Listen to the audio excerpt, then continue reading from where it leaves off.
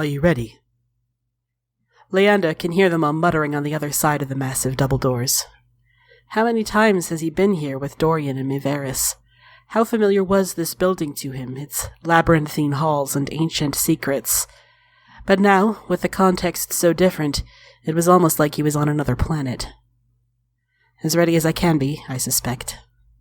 Do not doubt yourself, Radanis says. You have overcome much and achieved more. You deserve to be here. It's not me that needs convincing, Leander answers. Radanis smirks.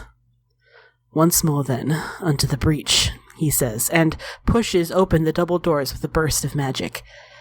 The light filling the room bursts bright, and the floor of the magisterium quiets immediately. The issue on the table, Radanis says, voice magically amplified to bellow into every corner, allowing the Archon command of the Imperial Army to move against the blight clawing at our empire. I hope I do not need to remind our esteemed magisters that Darkspawn was sighted outside Azariel less than 2 days ago, and that small outlying settlements in Navarra have already been overrun. Vote as though your very lives depended on it, magisters, for they certainly do. The Archon calls for a vote, the speaker says, as the magisters begin to cast their spells to make their voices heard. Simple majority required for passage. Magister Ottoman. Magister Ottoman votes yea. Magister Ottoman votes yea. Magister Calanthe.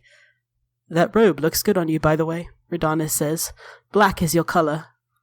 Leander adjusts his collar with a sharp tug at the front of his robe. My fiancé thought so too. Radanis seems surprised, but only for a moment. Congratulations. I had no idea you were engaged. Who's the lucky girl? Leander smiles mysteriously.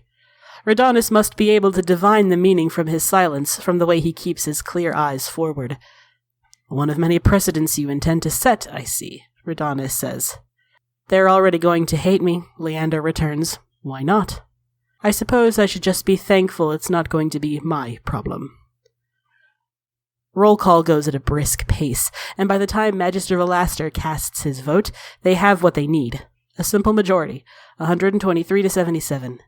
The Imperium is going to war against the Blight. It had, of course, been what they had expected, but Leander still feels a surge of relief.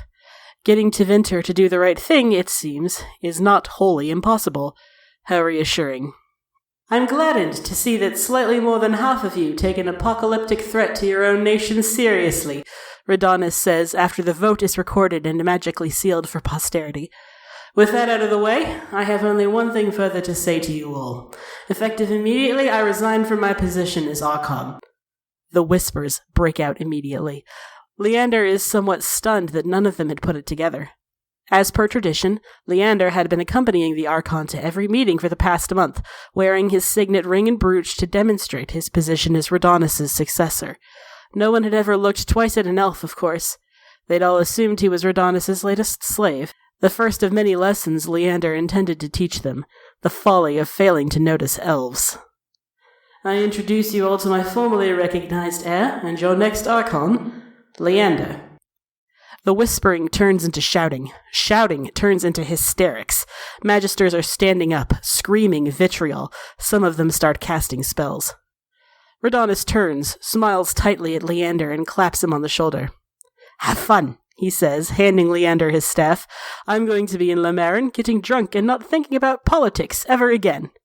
And with that, he strides past Leander and away. Leander almost says something glib like happy retirement, but figures he should probably deal with the shrieking magisters before one of them decides to send a fireball into his face. He sighs, steps forward, and summons his mana. The familiar tingle lights up his fingertips and crashes outward as a cascade of ice that swallows the entire floor and the feet of a half-dozen magisters in the lowest row. It's a display of magical prowess and power that is staggering enough to shut them up. At least for a time. In the span of 2 breaths and a single spell, Leander has proved to every sitting magister that his magic is not to be trifled with. He takes a great deal of satisfaction from the way they stagger backward and away, the way their protestations are cut short with silence. All of you can have your racist temper tantrums later, Leander snarls. Now it's his voice that's magically amplified, filling all corners of the room. Right now, I have a blight to stop.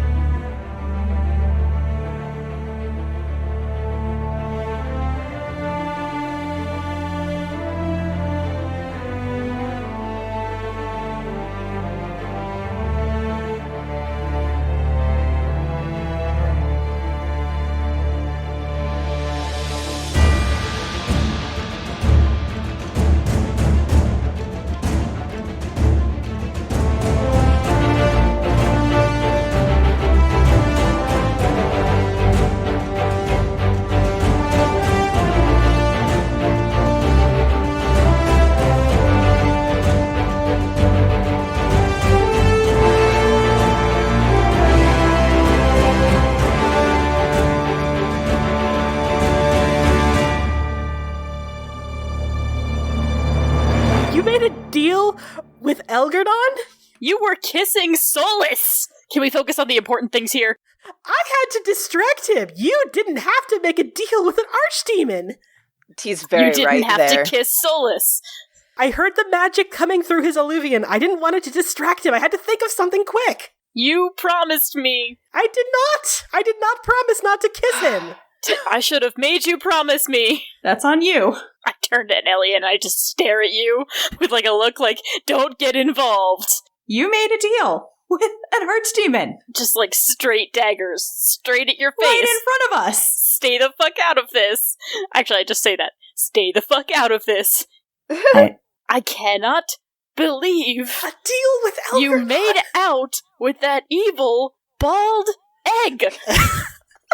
Finally, the egg enters the intrinsic canon, finally. Finally. Oh my god. Says, I had to think fast on my feet. What's your excuse? The same. It was the same thing. Bad job! Bad job at that! No. Okay. First of all, this could actually help us. I don't understand why you don't see this. This is our opportunity. What deal did you make? Be as specific as you can. I told Elgardon that in return for his freedom, oh my god, he would help us kill Solus. The important part here is, I lied. We're not gonna do that. What exactly is your plan? I hadn't gotten that far yet. Of course not, Yaria. Len is like, I am beside myself. How could you do this? This is such a bad idea. Like, even by your standards, it's a bad idea.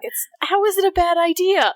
It's an archdemon! Do you have a clever idea for killing Solus? Dorian had been, supervising the whole ceremony just to make sure nothing went wrong and, intervene if something did go wrong. So he's, he sees you all wake up and immediately start, yelling, screaming at each other. He's like, okay, all right, everyone, how about we all take this upstairs over breakfast and we all take a nice deep breath and calm ourselves down. I see you were stepping into the Black Divine role early, Dorian. Oh, you are on thin ice, elf. And then he, shepherds you all upstairs, forcibly guiding you up the steps. And he says, this is, we'll talk about this like civilized people over tea and breakfast, okay? It's fine. So just shouting, but with tea and breakfast this time? You get back to Minrathis, you head through the Alluvian to Minrathis, and, unsurprisingly, Maevaris is already making breakfast. And she's bringing in, a big plate of, I don't know, probably, deviled eggs or omelets or some shit like that. And she says, oh, good morning, how did it go? She immediately reads the energy.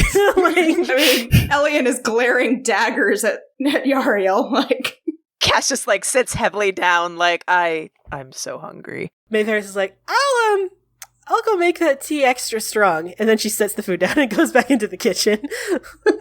Nope. Lennon says, okay, so you made a deal with an archdemon, so an idea that is so stupid that the only thing that could possibly make it stupider is by lying to him. I don't understand what the big deal is. He's an archdemon, Yariel. I'm aware of that, Lennon. One.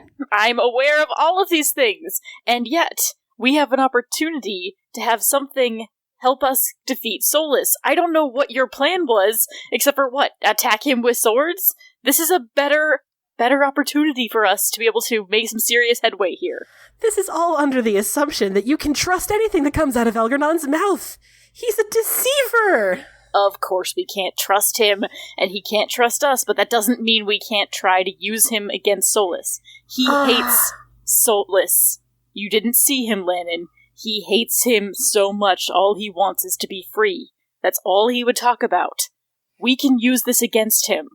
He did call you Radis. He did seem to really like being in charge of slaves and wanting to be in power again, too. Did you think about that?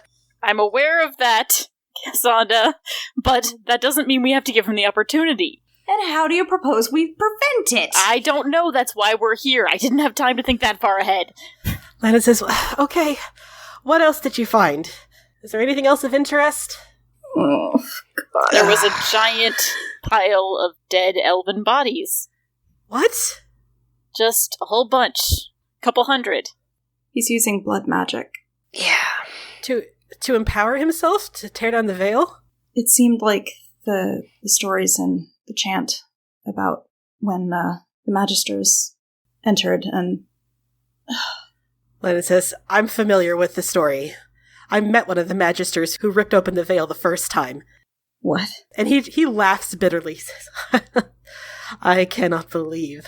Actually, you know what? I can believe it. I can absolutely believe that Solus would kill his own people in the name of ripping down the Fade and restoring ancient Arlath'len. He's so obsessed with restoring what was that he doesn't even realize he's murdered hundreds of people to get there. Hundreds of the real He bends over. He's physically shaking from rage. Oh, no. I look at him and I'm like, and he's gonna do more unless we stop him. He clearly had not gotten anywhere close. I know.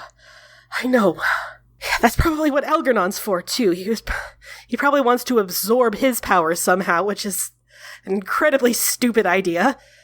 But I can't imagine what else it's for, right? The only thing an archdemon is good for is the power that he commands. Algernon, whatever else he was once a very powerful mage.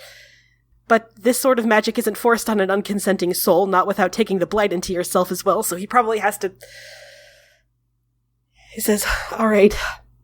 Listen, he says, I don't think I'm so going to surprise any of you by saying that we've got to march. Soon. We've built an army, we've got to use it. If he's this perilously close to having the strength to rip open the veil, then we need to get moving on this. We need to march on Arlath'len. I just sort of bang my head on the desk. Can we have breakfast first? Biffair says, oh, you don't have an option. She comes over with an enormous plate of food. She's like, you don't have an option. You're going to be eating. Oh, good. And she pours you all just very, very strong cups of tea. Lennon says, I think the best way to do this would be to take the armies that are the closest to Arlath'len straight there, which would be, I guess, the Ferelden army, the Orlesian Chevaliers, and maybe certain groups of the Dalish if they'd agree to march on Arlath'len. A prize that was won to them by the hero of Ferelden that is... Oh, God. Surely we can tell them about this and that will help. He says, I mean, maybe, but you gotta admit, Yariel, the optics don't look good. An army of Fereldans and Orlesians headed up by Magisters marching on a Dalish homeland? You gotta admit, that doesn't look good on paper. No, but that's why we have you and I and Ren to help convince them. There's a literal hero of Ferelden, come on. He says, well, he'd have to be because I don't think they'd take my word. He says, we're going to have to do this soon. I'm going to send messenger birds out of Kirkwall to King Alistair and to the Empress. We've got to march soon. I think our best bet is to leave as soon as we're done with breakfast. He says, gather your weapons and whatever else you need. We're going to have to march to war. So the time has come.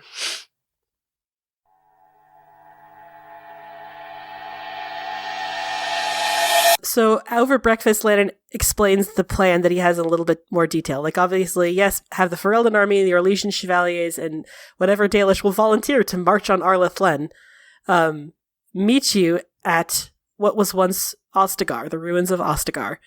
And, fucking march.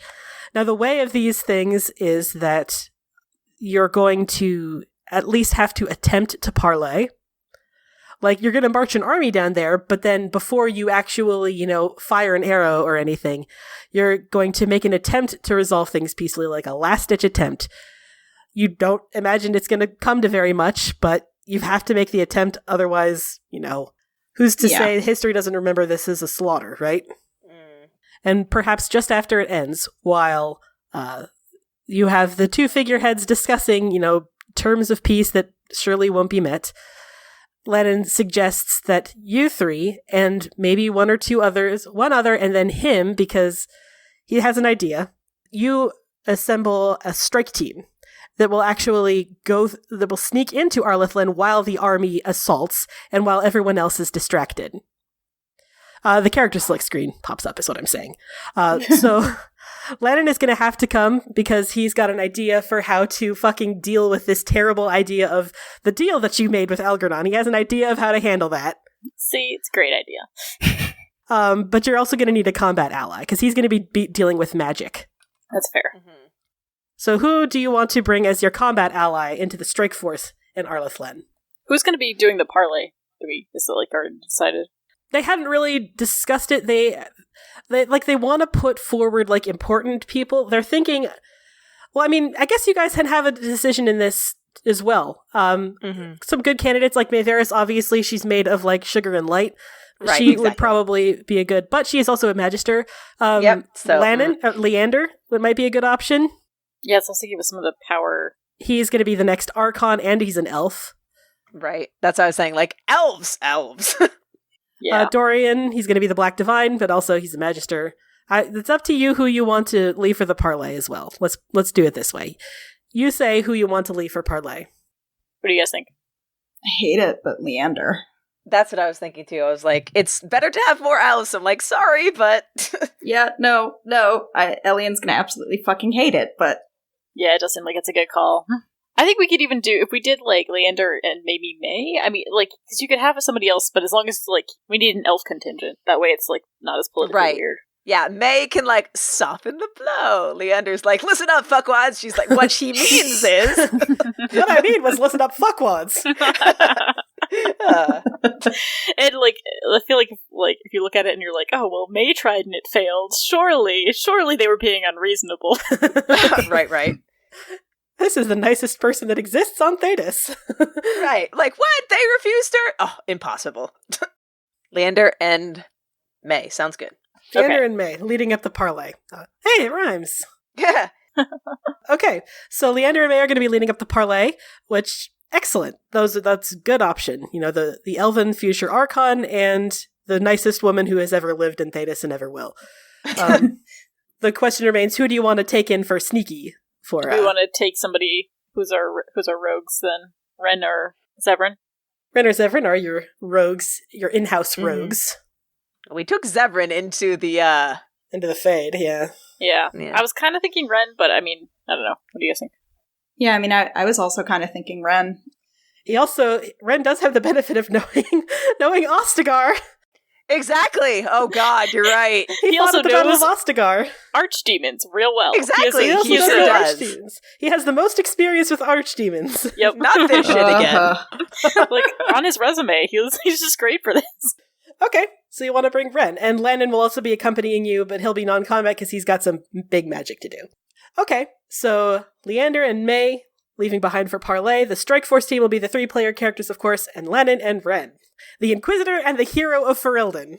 Love it. Can we call ourselves the Strike Force team? Can we make up a name? Can we be Team Eagle? No. Oh my God. You can't do that. I'm going to say that right now. That's lame. That's lame. Team Delta. Delta Strike Force moving in. That's not what we're going to call it. Nope.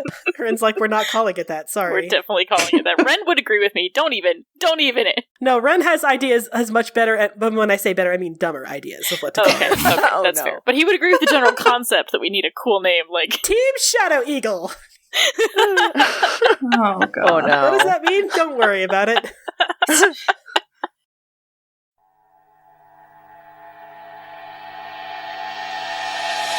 So everyone is in Kirkwall. You have finished breakfast and you are about to leave.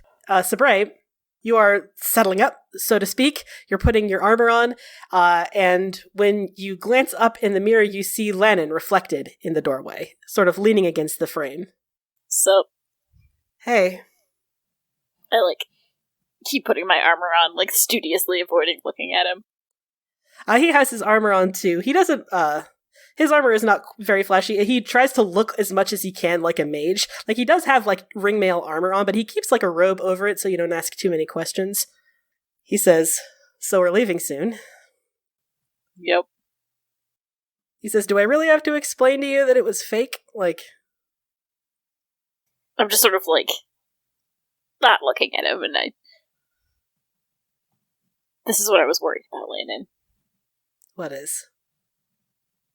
There's just... I can't convince myself there isn't something there. He says, well, let me put your mind at ease then. There is something there. It's disgust. It's disdain. It's pure and utter revulsion. You know, when you came back and told me that he had been killing all those elves, the ones that had sworn their lives to him to empower his spell, I should have been surprised, but I wasn't. Because that is just classic Solus. The ends always justify the means if the ends are noble enough. Doesn't even matter how vehemently disgusting and evil the means are. He wants to restore Arlath'len, and that makes any roadblock justifiable. He is a piece of work. He's a piece of shit, Yariel. He is an objectively terrible person who is willing to kill the elves he claims to care so much about. I don't know how I can make it any clearer. He says, I fell in love with him because I mistook his veneer of intelligence and wisdom for something that they're not. He says, I fell in love with you because you brought me back to the roots that he destroyed. You know that, right? I owe you so much. I think for the first time I look up at him, and there's, low-key tears starting in the back of my eyes. I'm so scared of losing you.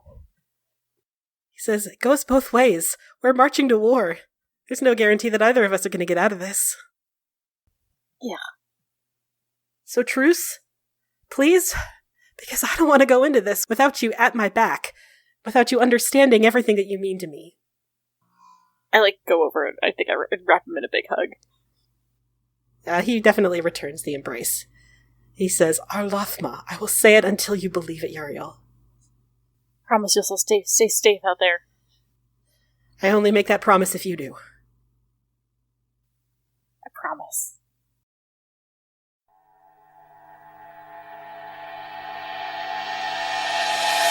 So, Cassandra, a similar scene for you. You are putting on plate armor now. Yes. And Mayveris appears in the doorway and she says, oh my, you look very smart. It still feels weird covering myself up this much.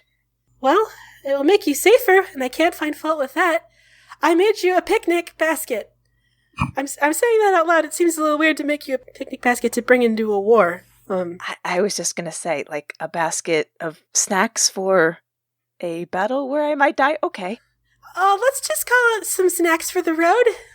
Okay. Yeah, that's a better idea.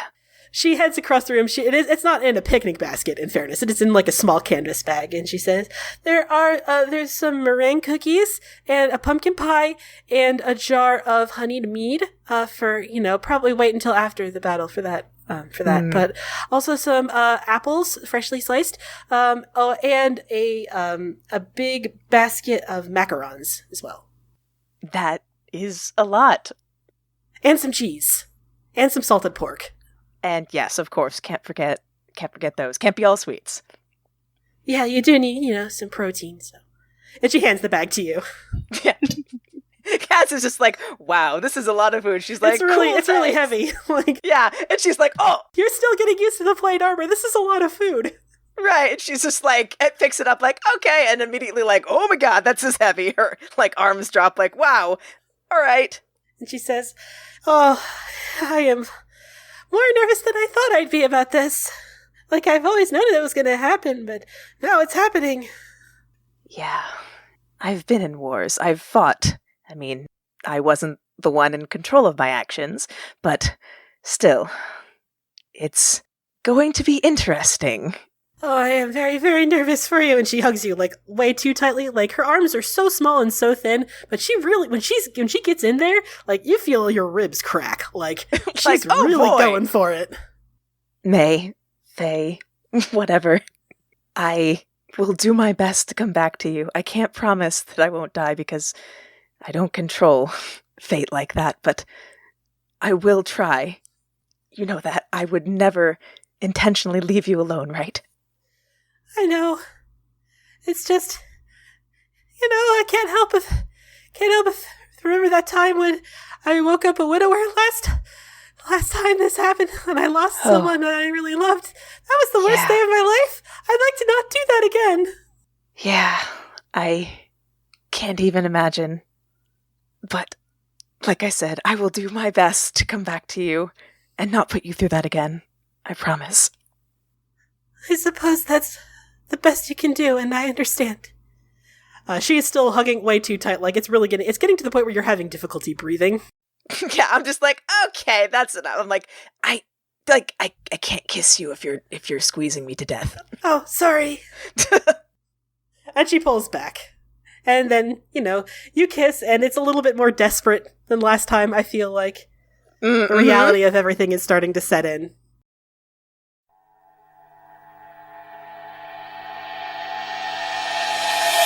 So you are putting on your boots, Elian. Leander walks in, and he is dressed like an Archon, which, it's like, so Archon Rhodanus has this, like, really elaborate green and gold robe with this really high collar. His look is a little more understated, but it's still really nice. His color aesthetic seems to be black and gold. So this really beautiful, like, black on black embroidery with golden thread on the hems, and this really stately vest underneath it, and this golden staff in the shape of a three-headed dragon, all the heads curling around each other. He steps in and he says, "Hey, how's it going?" Wow. We were not literally leaving for battle right now. And Elliot's just, like, staring at him, like, awestruck. He says, "Yeah, I know what you're thinking. This doesn't look appropriate for battle. Well, you'd be wrong. Every single piece of clothing that I am wearing right now is enchanted." Well, that's not what I was talking about. He says, "Well, now you know that thing that I said. When we get back," he says, very optimistically, "when we get back," big smile, thumbs up. Rhodanus is going to be officially naming me as his successor in front of the Magisterium. I'm sure it's going to go super well. Yep, probably. He says, "and this battle will also definitely go super well." Yep, not at all nervous about it. I mean, Elian just kind of looks green. Leander says, "and apparently you are going to be part of the strike force. We're going to sneak in to Arlath'len while the battle is raging." Love that. Love that idea. I don't like you being in front of Solus anymore. He says, "I've dealt with men like him before. He doesn't scare me." Terrified me. Well, that's why I'm going to be Archon and not you, babe. We are gonna make it out of this. You trying to convince me or yourself? Me, I've got a lot of songs to write. Yeah, there you go. You can't die yet. You've still got shit to do. And, I mean, we have to plan a wedding. Yeah, we do. That's going to be... You know what? Let's focus on the battle first. Because the battle is going to be peaches and cream compared to planning a wedding for the Archon to another man in Minrathous. It's going to be fine. It will be legendary. It sure will be something. I'm scared. He says, "Good." He heads over to you and he straightens out your leather armor. He says, "Fear is useful. It'll keep you sharp." He says, "Hold on to that fear, but don't let it overwhelm you. And when you can, get out safe. Come back to me, okay? I love you. I love you." And he hugs you very tightly.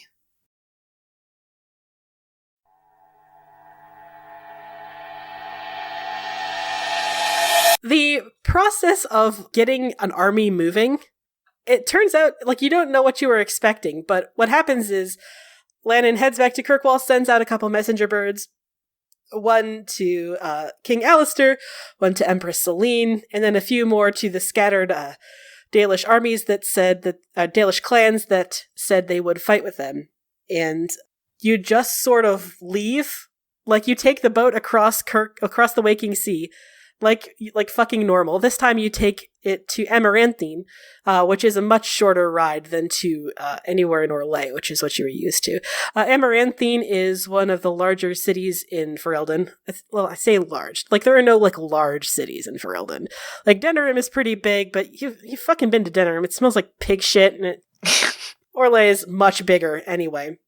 But Amaranthine is a port city in Ferelden on the northern coast, and it's, when you arrive there, you all step off the boat, and you are greeted by an entourage, including at the front, King Alistair himself, and Ren, who had been sort of in the back of the group coming down the gangplank's like, "Hey buddy, what's up?" And then he like pushes past you, Yariel, and just runs straight down. And Alistair's like, "It's good to see you again, Ren." And then Ren, like, tackles him, like, not just, like, going into a hug, like, full on just, like, tackling the King of Ferelden onto the ground. Just, like, straight onto the ground. Like, can he do that? Is that legal? Well, no one stopped him, so. Cass is like, okay. They're best friends. I wouldn't attempt it, but... And Ren is, like, noogieing him around the crowd. It's like, "Look at you and your fancy golden crown. What's up, buddy?" And Alistair's like, "Oh, this feels undignified." Right here in front of our army? But eventually, they both straighten each other out, and, Alistair gets a couple noogies back. And Alistair says, "As soon as we got word, we moved as quickly as possible." And he says, "So we're marching on Ostagar, huh?" Ren's like, "Yeah, I know, right? Time is a straight circle." And he says, "I mean, it's just sort of weird. It's where it started and it's where it's going to end." And he says, "And also, I really don't like the idea. Like, I gave this land to the Dalish. It feels very weird." Friend's like, "Yeah, no, I feel that too. It's super duper weird. I agree." He says, "How far from Amaranthine to Ostagar?" And Alistair kind of shrugs. He says, "With an army this size, couple days. We're going to rendezvous with the Orlesians near the edge of the Korkari Wilds, which could add another day or two." That's going to be interesting, isn't it? Yeah, it's never thought I would be here for a couple of reasons. Mainly, like, fighting with Orlesians. Like, we're going to be fighting with a legion of Orlesian chevaliers. Wow. Ellie, you're welcome. And Ren's like, "All right, well, I mean, let's fucking do this. This ain't our first rodeo. We've commanded armies before, right, buddy?" It, like, thumps Alistair on the back. Like, Alistair's like, "I mean, yeah, I guess technically this is our second time commanding a Ferelden army, so sure." God. Glad we have experience with us. And as you are all heading through Amaranthine, like, people call Amaranthine the jewel of the north, and you're not, like, you don't know why. It's not that great. It reminds you a lot of Denerim. It's slightly less dirty, but it's also a lot smaller. It doesn't have a lot going for it.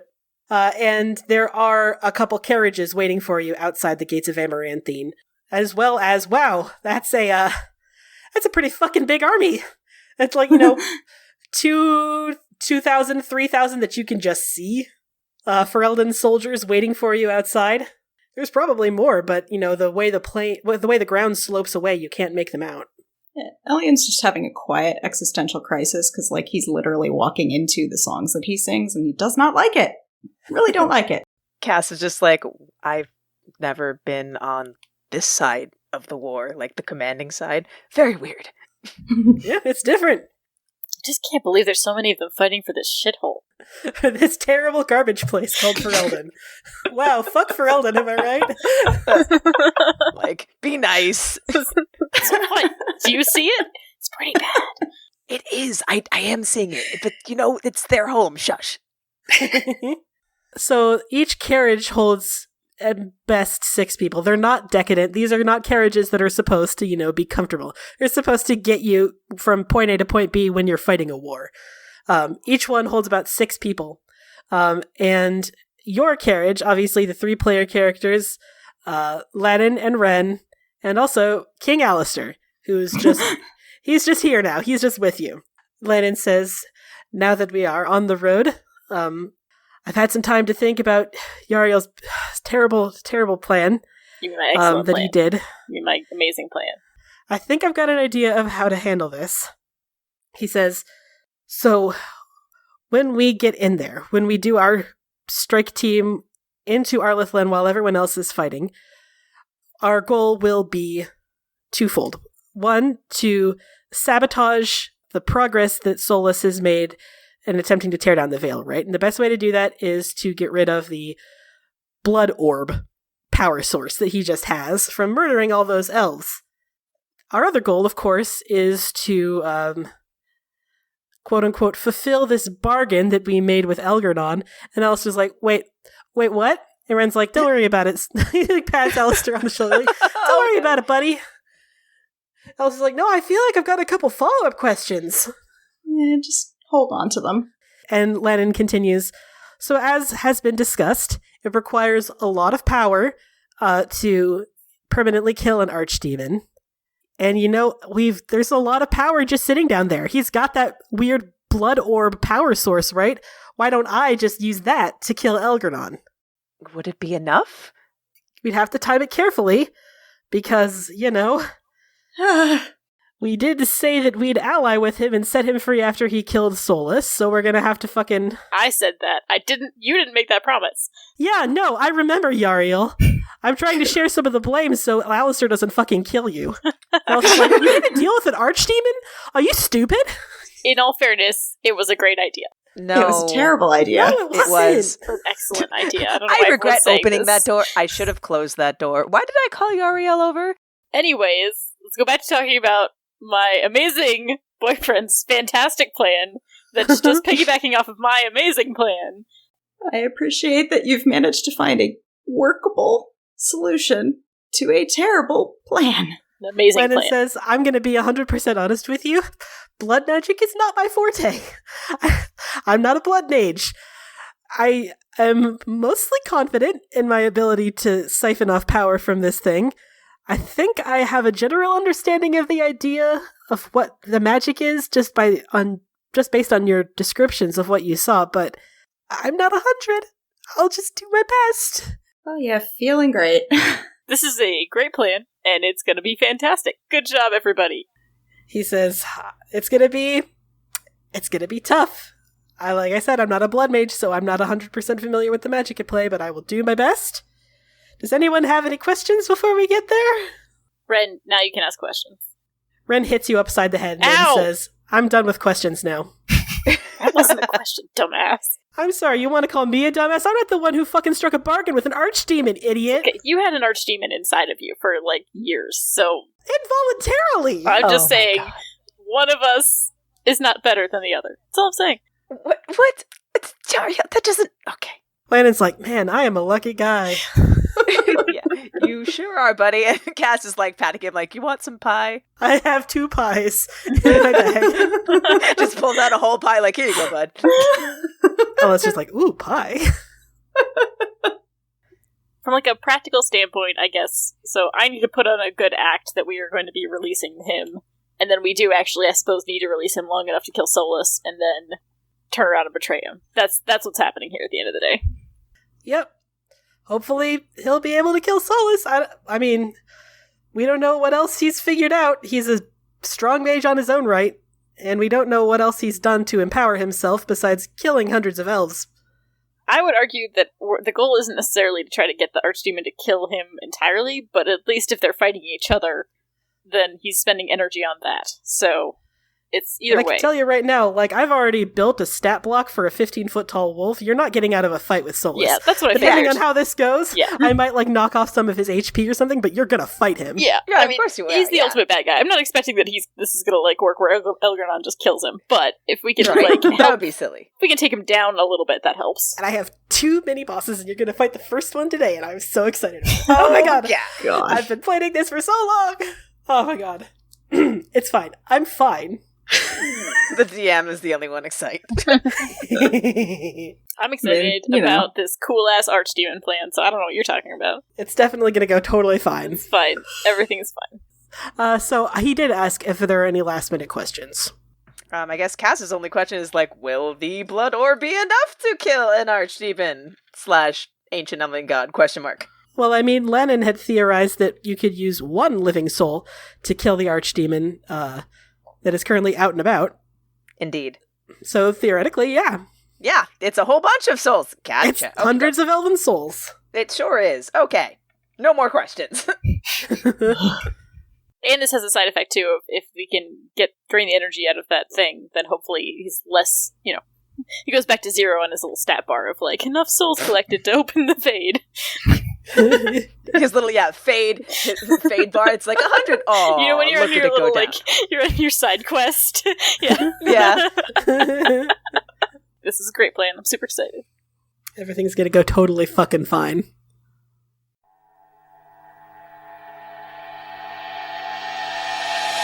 The march between Amaranthine and Ostagar takes, as Alistair assumed that it would, about 3 days. You do rendezvous with the legions of chevaliers that Elian managed to secure the alliance of, and it changes the energy in the camp, because no Ferelden ever thought they would be fighting alongside Orlesian chevaliers, and definitely no Orlesians ever thought they'd be fighting alongside the Ferelden army. Yeah. The mood is tense. There's a lot of history between Orlais and Ferelden, and Uh-huh. it is what it is. There are a couple of Dalish clans that also rendezvous with you, and it's out of place for them too, but the Dalish are used to, like, biting their tongue, putting their head down and getting the work done. So it doesn't really add to the tension so much as, Ferelden's alongside Orlesians on the same side. It's weird. But it does not take long before you arrive outside Ostagar. So Ostagar was built by the Tevinter Imperium. It was initially made to protect their southern holdings, which is to say Ferelden, back when it was under the control of the Tevinter Imperium, from the Wilders, the people that live in the Arbor Wilds and further south in the Korkari Wilds, what we would now term chastened. It is an impressive structure.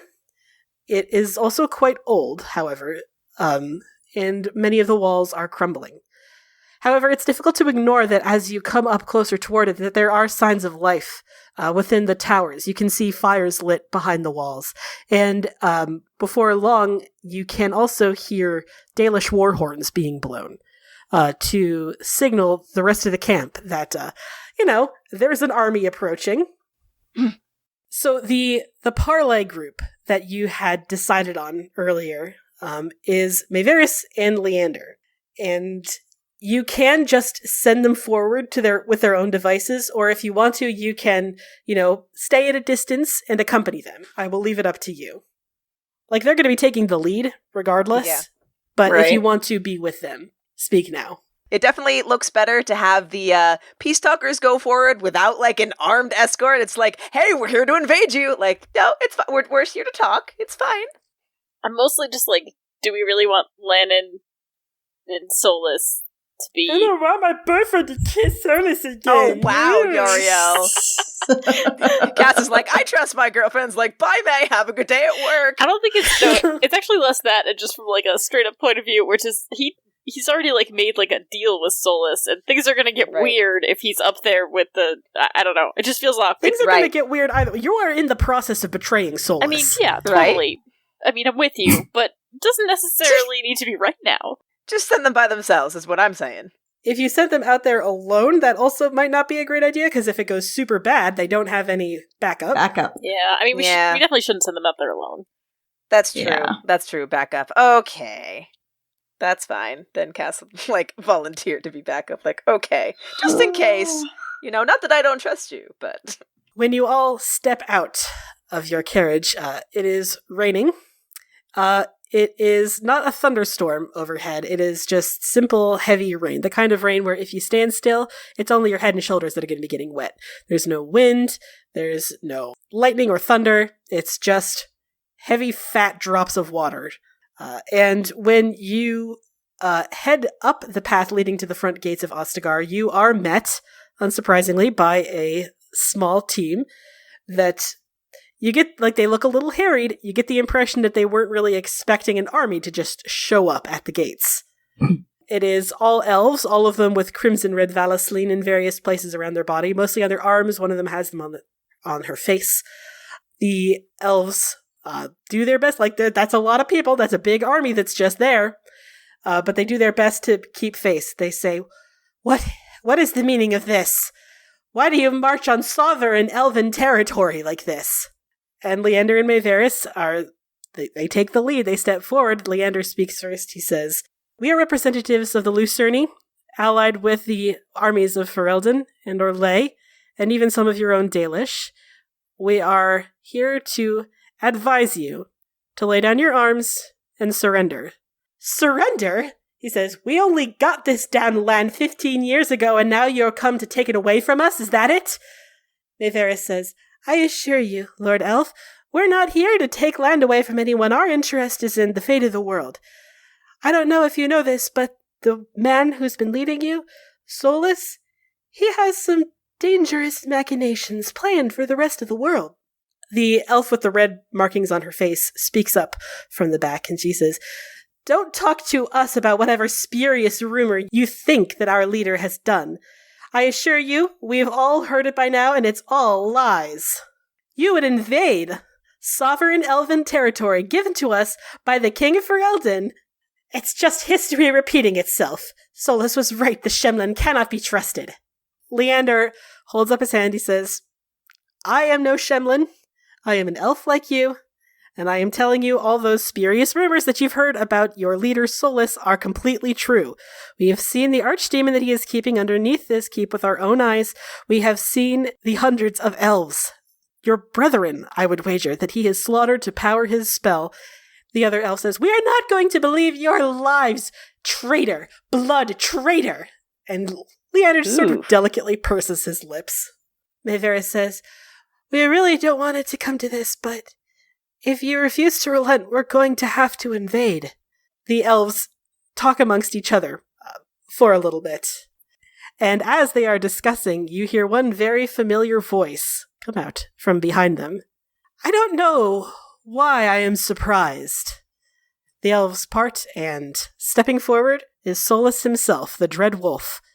In the flesh, his face unmarked, wearing a long fur over one shoulder, his hands clasped behind his back, and he says, "I suppose it was my own selfish desires that ever let me think that this would..." And he sighs and he says, "Lannan, Venan, come out." So Lannan had been with you. He'd been in the back, keeping his face out of view. But he is present. I think, presumably we're standing together. I think I'd, stiffen my hand on his shoulder. He sort of looks miserably over at you, like he has a feeling that this is going to have to happen sooner or later. I'm going to give him a nod and then take his hand to step forward together. He goes forward with you at his side. He has his arms crossed over his chest, and the expression on Solus's face is, I think it's best described as pitying, almost. Like he sees his Venan with another man marching an army into Arlath'len, and he says, I shouldn't be hurt by this. I should have known better." He says, "So nothing you said to me and Vir Sulavanen was true?" Lennon says, "Yep, it's all a fucking lie. You're stupid to believe it, Solus." Solus looks kind of injured, looks a little wounded, and he says, "I suppose this must be the one that whose safety you had bargained for." And he eyes you up and down Yariel. He says, "I wonder what it is you see in him, Venan, because I certainly don't." I suppose that makes two of us, then. Lennon says, "There's still a chance that this can end peacefully, Solus. Lay down your arms, surrender, let us into your sanctum sanctorum. This doesn't have to end with more bloodshed."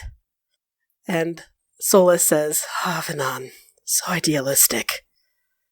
"You should know by now, there is nothing that I would not do to restore Arlath'len, to bring back the Elven Empire.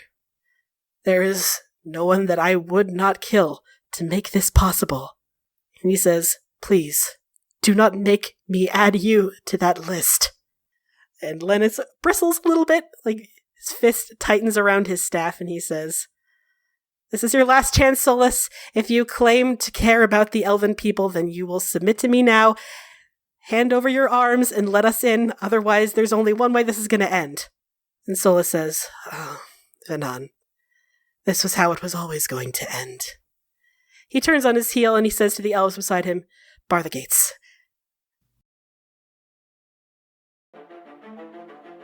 Hey friends, Tessa here. If you're desperate to hear the next episode, chances are good that you can by joining our Discord server. We post links to all episodes in pre-release, and you can even chat with us and listen live as we record. Join us by going to bit.ly/CFCDiscord. For more information on the show, character biographies, and links to social media, head to our website, critfail.club or critfailclub.com. You can follow us on Facebook, Twitter, and Tumblr. Crit Fail Club does not advertise at all, so if you like what you hear, tell a friend who might also like it, make a post on social media about it, or leave a review on Apple Podcasts. Full episodes are available on our YouTube channel, bit.ly/CFC channel, or wherever you get your podcasts.